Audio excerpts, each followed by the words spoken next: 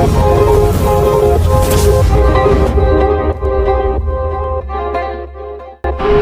अस्सलाम वालेकुम दोस्तों, क्या हाल चाल है।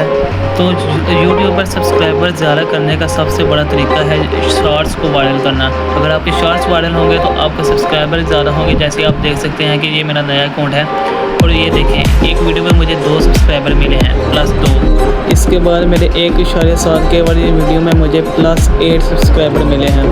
भाई साहब अभी 1.7 के हुए हैं और मुझे 8 सब्सक्राइबर मिल गए हैं। इससे ये साबित हो जाता है कि जितने आपके शॉर्ट्स वायरल होंगे उतने ही आपके सब्सक्राइबर ज़्यादा होंगे और यही सबसे अच्छी टिप है सब्सक्राइबर इंक्रीज़ करने के लिए।